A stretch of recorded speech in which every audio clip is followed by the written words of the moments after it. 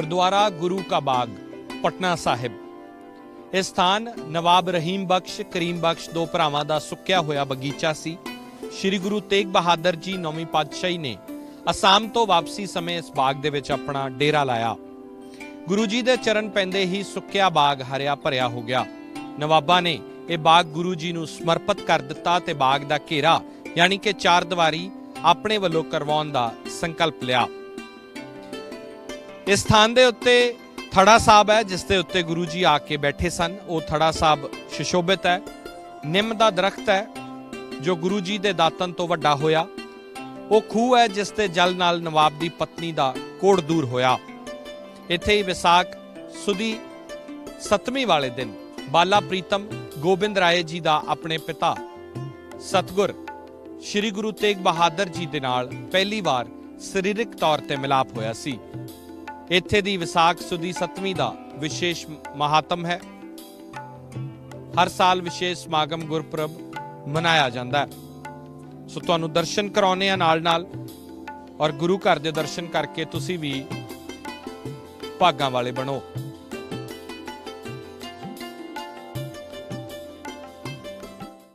सरबंसदानी साहिबे कमाल दसम पिता साहिब श्री गुरु गोबिंद सिंह महाराज का जन्म पटना विखे होया असी सब जानते हैं। पर की तुहानू पता है कि गुरु साहब दी अपने पिता नौवीं पातशाही गुरु तेग बहादुर महाराज दे नाल पहली बार सरीरक तौर ते मिलनी कित्थे हुई सी? गुरुद्वारा गुरु का बाग दे विच मौजूद हाँ। ये उही पवित्र स्थान है जिथे गुरु साहब पहली बार नौवीं पातशाही गुरु तेग बहादुर महाराज यानी कि अपने पिता नूं सरीरक तौर ते मिले सन। सत श्री अकाल, ऑन एयर देख रहे हो, मैं हाँ सिमरनजोत सिंह मक्कड़ और आओ इस खूबसूरत पवित्र स्थान दे तुहानू दर्शन करवाइए। उस खूह दे तुहानू दर्शन कराने हैं। ये खूह है जिथे नवाब दी पत्नी दा कोड़ इस खूह दा पानी पीण तो बाद ठीक हो जाता है। ये मन्निया जाता है, प्रचलित है। और तुहानू दसीए कि इस गुरु घर दे विच जदों गुरु तेग बहादुर महाराज आउंदे आ नौवीं पातशाही असम तो वापस आउंदे आके फिर इत्थे जिहड़ा बगीचा हुंदा जिहड़ा बाग हुंदा नवाबां दा वो सुक्या हुंदा है। गुरु साहब दे आउण तो बाद हरिया भरिया हुंदा है। गुरु साहब नूं फिर वो समर्पित कर दिंदे ने बाग। और इस स्थान दे उत्ते इस खूह जिहड़ा बाद दे विच इसनूं इस तरह इहदा रख रखा कीता गया, इहदा साम संभाल इस तरह कीती गई है। और नाल ही थड़ा साहब है जिथे गुरु साहब बैठिया करदे सीगे। सो वो भी तुहानूं थड़ा साहब दे भी दर्शन असीं जरूर कराउने आ जिथे गुरु साहब बैठिया करदे सी। गुरु साहब ने आके जिथे विश्राम कीता और उस निम दे भी दर्शन कराउने आ। सो ये गुरुद्वारा गुरु का बाग दसम पिता पहली बार इस जगह के उत्ते स्थान के उत्ते नौवीं पातशाही गुरु तेग बहादुर महाराज नूं सरीरक तौर पर मिले। गुरु का बाग दे विच संगतां आउंदियां और बूटे का प्रसाद लैके और इत्थे बूटा जड़ियां संगतां लाउंदियां माता ने जिवें तुसीं देख सकते हो। और सिंह इत्थे जिहड़े नाल मदद करते हैं। सो ये इत्थे हुण ये बूटा लाउणगे माता जी। और ये जिहड़ा सारा बाग है गुरु का बाग कहा जाता है। और ये बूटा माता जी कित्थों आए हो? अखतपुरे तो। अच्छा, गुरदासपुर जिला। गुरदासपुर तो आए हो तो फिर ये बूटा लाउण लगे हुण? हाँ जी, पोतरे दी दात मंगी गुरु को। अच्छा, हाँ जी, दात मंगी। चलो महाराज सारियां दियां दातां सारियां दियां झोलियां इत्थों भरियां जांदियां इस दर तो। और माता तुसीं देखो कि जिवें संगत आउंदी है। ला लो माता, ला लो बूटा तुसीं। ते बहुत सारे लोग इत्थे आउंदे है तो आपो अपना विचार है। पर यह वातावरण ये हरिया भरिया करना और एक खूबसूरत गल है बड़ी। तुसीं देखो कि बड़ी दुनिया बड़े जिवें इत्थे बूटा ला के कोई गया होना है तो उन्होंने हार भी पाया फुल्लां दा। पर यह आपो अपना थॉट है। देखो तुसीं कि किन्नी ये बड़ी खूबसूरती की गल है कि जिथे थां मिलदा उत्थे संगत आके बूटा लाउंदी। और माता आए ने और ये हुण माफ करना बूटा लाण लगे ने। सो बहुत संगत जिहड़ी इत्थे आउंदी है वो लगातार इत्थे ये दस्सिया जांदा है कि बिल्कुल सुक्का सीगा यह बाग। गुरु साहब दे आउण तो पहला इत्थे अंग्रेजी च कह दिंदे डेजर्टेड कि ये सुक चुक्या सी। नौवीं पातशाही इत्थे आउंदे आ आसाम दी यात्रा तो बाद जदों वापस इत्थे आउंदे आ तो फिर नौवीं पातशाही दे आउण तो बाद उन्हां दी रहमत दे नाल ये बाग जिहड़ा हरिया भरिया हुंदा है। और फिर हुण देखो माता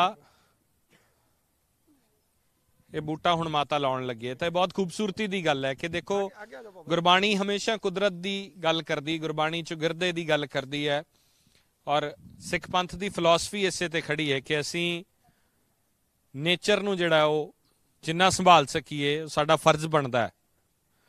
ਭਾਵੇਂ ਪਾਣੀ ਦੀ ਗੱਲ ਹੋਵੇ, ਭਾਵੇਂ ਧਰਤੀ ਦੀ ਗੱਲ ਹੋਵੇ, ਮਾਤਾ ਤੇ ਪਿਤਾ ਦਾ ਦਰਜਾ ਜਿਹੜਾ ਉਹ ਦਿੱਤਾ ਗਿਆ। ਤਾਂ ਬੂਟਾ ਮਾਤਾ ਨੇ ਜਿਵੇਂ ਲਾਇਆ, ਇਹ ਉਸੇ ਤਰ੍ਹਾਂ ਵੀਰ ਆਏ ਨੇ, ਇਹਨਾਂ ਦੇ ਵੱਲੋਂ ਵੀ ਦੇਖੋ ਇਹ ਬੂਟਾ ਜਿਹੜਾ ਇਹ ਲਾਇਆ ਜਾ ਰਿਹਾ। ਸੋ ਇਹ ਤੁਸੀਂ ਦੇਖੋ ਕਿ ਕਿੰਨੀ ਖੂਬਸੂਰਤ ਗੱਲ ਹੈ ਕਿ ਇੱਥੇ ਆ ਕੇ ਲੋਕ, ਧਰਤੀ ਦੇ ਲੋਕ, ਮਿੱਟੀ ਦੇ ਲੋਕ ਮਿੱਟੀ ਨਾਲ ਜੁੜਦੇ ਹੈ ਇਸ ਗੁਰੂ ਘਰ ਦੇ ਵਿੱਚ ਆ ਕੇ।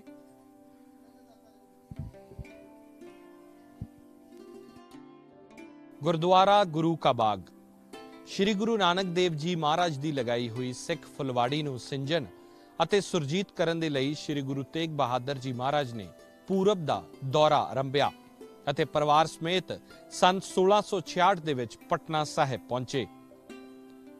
ਚੌਕੇ ਬਰਸਾਤਾਂ ਦੇ ਦਿਨ ਸਨ, ਇਸ ਲਈ ਗੁਰੂ ਜੀ ਨੇ ਚੁਮਾਸਾ ਇੱਥੇ ਹੀ ਕੱਟਿਆ। ਨਾਲ ਹੀ ਉਹਨਾਂ ਨੇ ਸਿੱਖੀ ਪ੍ਰਚਾਰ ਦੇ ਕੰਮ ਨੂੰ ਤਰਤੀਬ ਦਿੱਤੀ। ਭਾਈ ਦਿਆਲਦਾਸ ਜੀ ਨੂੰ ਪੂਰਬ ਦੇ ਬੰਗਾਲ, ਬਿਹਾਰ, ਉੜੀਸਾ ਅਤੇ ਉੱਤਰ ਪ੍ਰਦੇਸ਼ ਦੇ ਪ੍ਰਾਂਤਾਂ ਦਾ ਸੂਬਾ ਥਾਪ ਦਿੱਤਾ, ਜਿਸ ਨੇ ਪੂਰੀ ਮਿਹਨਤ ਅਤੇ ਅਣਥੱਕ ਹੋ ਕੇ ਸੰਗਤ ਦੀ ਸਾਰ ਲਈ। ਉਹ ਭਜਨ ਬੰਦਗੀ ਵਾਲੇ ਸਾਧੂ ਧਰਮ ਸਥਾਨਾਂ ਵਿੱਚ ਸਥਾਪਿਤ ਕਰਦੇ ਰਹੇ। ਢਾਕਾ ਅਤੇ ਕਾਮਰੂਪ ਦੇਸ਼ਾਂ ਤੋਂ ਸਤਿਗੁਰਾਂ ਨੂੰ ਲੈਣ ਵਾਸਤੇ ਖਾਸ ਤੌਰ ਤੇ ਭਾਈ ਬੁਲਾਈ ਦਾਸ ਮਸੰਤ ਤੇ ਰਾਜਾ ਰਾਮ ਰਾਏ ਜੀ ਪਟਨਾ ਸਾਹਿਬ ਪੁੱਜੇ। ਮਾਤਾ ਨਾਨਕੀ ਜੀ ਦਾ ਵਿਚਾਰ ਸੀ ਕਿ ਕੁਝ ਸਮਾਂ ਗੁਰੂ ਸਾਹਿਬ ਹੋਰ ਠਹਿਰਨ, ਪਰ ਸਿੱਖ ਸੰਗਤਾਂ ਦੇ ਤੀਬਰ ਇੱਛਾ ਦੇ ਕਾਰਨ ਉਹਨਾਂ ਨੇ ਯਾਤਰਾ ਆਰੰਭ ਦਿੱਤੀ। ਔਰੰਗਜ਼ੇਬ ਦੇ ਵੱਲੋਂ ਹਿੰਦੂ ਮੰਦਰਾਂ ਵਿਰੁੱਧ ਜਾਰੀ ਕੀਤੇ ਹੁਕਮ ਦੇ ਕਾਰਨ ਲੋਕ ਸਹਿਮੇ ਹੋਏ ਸਨ। ਲਗਾਤਾਰ 4 ਸਾਲ ਪਿੰਡ-ਪਿੰਡ ਅਤੇ ਘਰ-ਘਰ ਪੁੱਜ ਕੇ ਸਤਿਗੁਰਾਂ ਨੇ ਹੌਸਲਾ ਦਿੱਤਾ। ਮੁੰਗੇਰ, ਭਾਗਲਪੁਰ, ਕਾਲਾਗਾਓ, ਸਾਹਿਬਗੰਜ, ਕਾਂਤਨਗਰ, ਰਾਜਮਹਿਲ, ਮਾਲਦਾ ਆਦਿ ਸ਼ਹਿਰਾਂ ਦੇ ਵਿੱਚ ਹੁੰਦੇ ਹੋਏ ਉਹ ਢਾਕਾ ਪਹੁੰਚੇ ਅਤੇ ਉਹਨਾਂ ਨੂੰ ਆਪਣੇ ਸਮੇਂ ਦੇ ਕਾਜ਼ੀਆਂ, ਐਲਕਾਰਾਂ ਅਤੇ ਮਸੰਦਾਂ ਨੇ ਜੀ ਆਇਆਂ ਨੂੰ ਆਖਿਆ। ਉੱਤਰੀ ਅਸਾਮ ਦੇ ਐਮੀ ਰਾਜੇ ਚੱਕਰਵਰਦ ਦੇ ਵਿਰੁੱਧ ਔਰੰਗਜ਼ੇਬ ਨੇ ਮਿਰਜ਼ਾ ਰਾਜਾ ਜੈ ਸਿੰਘ ਦੇ ਪੁੱਤਰ ਰਾਜਾ ਰਾਮ ਸਿੰਘ ਨੂੰ ਭੇਜਿਆ ਸੀ। ਸ਼੍ਰੀ ਗੁਰੂ ਤੇਗ ਬਹਾਦਰ ਸਾਹਿਬ ਉਨੀ ਦਿਨੀ ਅਸਾਮ ਦੇ ਵਿੱਚ ਸਨ। ਉਹਨਾਂ ਨੇ 1670 ਵਿੱਚ ਦੂਜੀ ਧਿਰ ਦੇ ਨਾਲ ਸੁਲ੍ਹਾ ਕਰਕੇ ਗਰੀਬਾਂ ਨੂੰ ਖੂਨ ਖਰਾਬੇ ਤੋਂ ਬਚਾ ਲਿਆ। ਰਾਜਾ ਰਾਮ ਸਿੰਘ ਨੂੰ ਇਹ ਉਪਕਾਰ ਸਦਾ ਦੇ ਲਈ ਯਾਦ ਸੀ ਤੇ ਉਹ ਗੁਰੂ ਸਾਹਿਬ ਦਾ ਰਿਣੀ ਸੀ। ਪਟਨਾ ਸਾਹਿਬ ਵਿੱਚ ਦਸਮ ਗੁਰੂ ਗੋਬਿੰਦ ਸਿੰਘ ਮਹਾਰਾਜ ਔਰ ਉਦੋਂ ਗੋਬਿੰਦ ਰਾਏ ਜੀ ਨੇ ਦਸੰਬਰ 22 ਈਸਵੀ 1666 ਯਾਨੀ ਕਿ ਪੋਹ ਸੁਦੀ 7ਵੀਂ 1723 ਨੂੰ ਪਟਨੇ ਸ਼ਹਿਰ ਵਿਖੇ ਭਵ ਲੈ ਲਿਆ ਸੀ, ਅਰਥਾਤ ਪ੍ਰਗਟ ਹੋਏ ਸਨ। ਭਾਈ ਦਿਆਲਦਾਸ ਜੀ ਨੇ ਢਾਕਾ ਜਾ ਕੇ ਗੁਰੂ ਮਹਾਰਾਜ ਨੂੰ ਇਹ ਖੁਸ਼ੀਆਂ ਭਰੀ ਖਬਰ ਤੁਰੰਤ ਦਿੱਤੀ। ਸ਼੍ਰੀ ਗੁਰੂ ਤੇਗ ਬਹਾਦਰ ਸਾਹਿਬ ਸਿਲੜ, ਚਿੱਟਾ ਗਾਉਂ ਅਤੇ ਧੋਬਰੀ ਆਦਿ ਤੋਂ ਵਾਪਸ ਚੱਲ ਕੇ ਪਟਨਾ ਆ ਰਹੇ ਸਨ ਅਤੇ ਪਟਨੇ ਵਾਸੀਆਂ ਵਿੱਚ ਖੁਸ਼ੀ ਦੀ ਲਹਿਰ ਸੀ। ਮਾਤਾ ਨਾਨਕੀ ਜੀ, ਮਾਤਾ ਗੁਜਰੀ ਜੀ ਤੇ ਬਾਲ ਗੋਬਿੰਦ ਰਾਏ ਜੀ ਮਹਾਨ ਪ੍ਰਸੰਨ ਸਨ। ਗੁਰੂ ਤੇਗ ਬਹਾਦਰ ਸਾਹਿਬ ਜੀ ਮਹਾਰਾਜ ਸ਼ਹਿਰ ਤੋਂ ਬਾਹਰ ਪਟਨੇ ਦੇ ਇੱਕ ਨਵਾਬ ਦੇ ਇਸ ਬਾਗ ਦੇ ਵਿੱਚ ਆਣ ਬਿਰਾਜੇ। ਇਹ ਸ਼ੁਭ ਦਿਹਾੜਾ ਵਿਸਾਖ ਸੁਦੀ 7ਵੀਂ ਸੀ। ਇਧਰੋਂ ਸੰਗਤਾਂ ਬਾਲਕ ਗੋਬਿੰਦ ਰਾਏ ਜੀ ਨੂੰ ਪਾਲਕੀ ਵਿੱਚ ਬਿਠਾ ਕੇ ਹੁਮ ਹਮਾ ਕੇ ਦਰਸ਼ਨਾਂ ਦੇ ਲਈ ਚੱਲ ਪਈਆਂ। ਉਧਰੋਂ ਗੁਰੂ ਸਾਹਿਬ ਘੋੜੇ ਤੇ ਉਤਰੇ ਤੇ ਇਧਰੋਂ ਪਾਲਕੀ ਵਿੱਚੋਂ ਗੋਬਿੰਦ ਰਾਏ ਜੀ ਨਿਕਲੇ। ਪਿਤਾ ਜੀ ਦੇ ਸਾਹਮਣੇ ਸਿਰ ਝੁਕਾ ਕੇ ਚਰਨ ਛੂਏ ਤਾਂ ਪਿਤਾ ਗੁਰੂ ਤੇਗ ਬਹਾਦਰ ਗੁਰੂ ਗੋਬਿੰਦ ਰਾਏ ਜੀ ਨੂੰ ਆਪਣੀ ਗੋਦ ਦੇ ਵਿੱਚ ਚੁੱਕ ਲੈਂਦੇ ਐ ਤੇ ਪਿਆਰ ਦੇ ਨਾਲ ਉਹਨਾਂ ਦਾ ਮੁਖੜਾ ਚੁੰਮਦੇ ਐ। ਫਿਰ ਸੰਗਤਾਂ ਨੇ ਸਤਿਗੁਰਾਂ ਦੇ ਚਰਨ ਪਰਸੇ ਨਿਹਾਲ ਹੋਏ। ਪਿਤਾ ਪੁੱਤਰ ਦੇ ਮਿਲਾਪ ਦੀ ਅਟਲ ਯਾਦਗਾਰ ਹੈ ਗੁਰੂ ਕਾ ਬਾਗ। ਸੰਗਤਾਂ ਆਪਣੀ ਮਨੋਕਾਮਨਾਵਾਂ ਪੂਰੀਆਂ ਹੋਣ ਲਈ ਇੱਥੇ ਬੂਟੇ ਲਾਉਂਦੀਆਂ ਅਤੇ ਇੱਥੇ ਇਨਾਮਦਾਨ ਤੇ ਇਸ਼ਨਾਨ ਪ੍ਰਾਪਤ ਹੁੰਦਾ ਹੈ ਤੇ ਸ਼ੁਭ ਕਾਮਨਾਵਾਂ ਪੂਰਨ ਹੁੰਦੀਆਂ। ਹਰ ਮਹੀਨੇ 7ਵੀਂ ਦਾ ਮੇਲਾ ਲੱਗਦਾ ਹੈ। ਗੁਰੂ ਦੇ ਖੂਹ ਦੇ ਇਸ਼ਨਾਨ ਨਾਲ ਗੋਦਾਂ ਹਰੀਆਂ ਹੁੰਦੀਆਂ ਅਤੇ ਵਿਸਾਖ ਸੁਦੀ 7ਵੀਂ ਨੂੰ ਸਾਲਾਨਾ ਜੋੜ ਮੇਲਾ ਲੱਗਦਾ ਹੈ। ਇਹ ਬਾਗ ਰਹੀਮ ਬਖਸ਼ ਅਤੇ ਕਰੀਮ ਬਖਸ਼ ਨਵਾਬ ਦੀ ਕਈ ਸਾਲਾਂ ਤੋਂ ਸੁੱਕਿਆ ਸੀ, ਪਰ ਗੁਰੂ ਸਾਹਿਬ ਦੇ ਚਰਨ ਦੇ ਨਾਲ ਬਾਗ ਹਰਾ ਭਰਾ ਹੋ ਗਿਆ ਸੀ। ਨਵਾਬ ਨੇ ਬਾਗ ਨੂੰ ਗੁਰੂ ਜੀ ਦੇ ਨਾਮ ਕਰ ਦਿੱਤਾ, ਜਿਸ ਦਾ ਨਾਮ ਗੁਰੂ ਕਾ ਬਾਗ ਪਿਆ। 9ਵੀਂ ਪਾਤਸ਼ਾਹੀ ਸ਼੍ਰੀ ਗੁਰੂ ਤੇਗ ਬਹਾਦਰ ਸਾਹਿਬ ਨੇ ਨਿੰਮ ਦੀ ਦਾਤਨ ਕਰਕੇ ਇਸ ਜਗ੍ਹਾ ਤੇ ਗੱਡੀ ਸੀ। ਇਹ ਨਿੰਮ ਦਾ ਦਰਖਤ ਉਹਨਾਂ ਦੀ ਨਿਸ਼ਾਨੀ ਹੈ। ਦਰਸ਼ਨ ਕਰ ਰਹੇ ਹੋ ਤੁਸੀਂ ਉਸ ਨਿੰਮ ਦੇ ਦਰਖਤ ਤੇ, ਔਰ ਇਸ ਨਿੰਮ ਨੂੰ ਸੰਭਾਲਿਆ ਹੋਇਆ ਪ੍ਰਬੰਧਕ ਕਮੇਟੀ ਦੇ ਵੱਲੋਂ। ਔਰ ਤੁਸੀਂ ਦੇਖ ਸਕਦੇ ਹੋ ਕਿ ਕਿਸ ਤਰ੍ਹਾਂ, ਕਿਉਂਕਿ ਬਹੁਤ ਸਾਰੀਆਂ ਸੰਗਤਾਂ ਆਉਂਦੀਆਂ, ਬਹੁਤ ਸਾਰੀਆਂ ਸੰਗਤਾਂ ਦੇ ਆਉਣ ਨਾਲ ਦਰਖਤ ਨੂੰ ਨੁਕਸਾਨ ਨਾ ਹੋਵੇ, ਇਸ ਕਰਕੇ ਇਸ ਨੂੰ ਸੰਭਾਲਣ ਵਾਸਤੇ ਖਾਸ ਤੌਰ ਤੇ ਇਹ ਸ਼ੀਸ਼ਾ ਜਿਹੜਾ ਹੈ ਜੜਿਆ ਗਿਆ ਔਰ ਬਾਹਰੋਂ ਇਸ ਦੇ ਦਰਸ਼ਨ ਸੰਗਤ ਕਰਦੀ ਹੈ। ਸੋ ਇਸ ਸਥਾਨ ਦੇ ਦਰਸ਼ਨ ਕਰਕੇ ਅਸੀਂ ਆਪਣੇ ਆਪ ਨੂੰ ਵਡਭਾਗਾ ਮਹਿਸੂਸ ਕਰ ਰਹੇ ਹਾਂ। ਉਮੀਦ ਕਰਦੇ ਹਾਂ ਕਿ ਤੁਸੀਂ ਵੀ ਇਸ ਸਥਾਨ ਦੇ ਦਰਸ਼ਨ ਕਰਕੇ ਆਪਣੇ ਆਪ ਨੂੰ ਵਡਭਾਗਾ ਮਹਿਸੂਸ ਕੀਤਾ ਹੋਣਾ ਹੈ। ਉਸ ਸਮੇਂ ਦੇ ਵਿੱਚ ਜਦੋਂ ਚਿੱਤ ਜਾਂਦਾ ਹੈ, ਧਿਆਨ ਜਾਂਦਾ ਹੈ, ਜਦੋਂ ਬਾਲ ਗੋਬਿੰਦ ਰਾਏ ਦਸਮ ਪਿਤਾ 9ਵੀਂ ਪਾਤਸ਼ਾਹੀ ਨਾਲ ਪਹਿਲੀ ਵਾਰ ਸਰੀਰਕ ਤੌਰ ਤੇ ਮਿਲੇ ਹੋਣਗੇ, ਤਾਂ ਇਸ ਸਥਾਨ ਤੇ ਆ ਕੇ ਉਸ ਨੂੰ ਮਹਿਸੂਸ ਕਰਕੇ ਇੱਕ ਵੱਖਰਾ ਆਨੰਦ ਜਿਹੜਾ ਹੈ ਉਹ ਤੁਸੀਂ ਮਹਿਸੂਸ ਕਰਦੇ ਹੋ। ਉਮੀਦ ਹੈ ਕਿ ਇਸ ਸਟੋਰੀ ਦੇ ਜ਼ਰੀਏ ਤੁਸੀਂ ਉਸ ਆਨੰਦ ਨੂੰ ਪ੍ਰਾਪਤ ਕੀਤਾ ਹੋਊਗਾ, ਮਹਿਸੂਸ ਕੀਤਾ ਹੋਊਗਾ।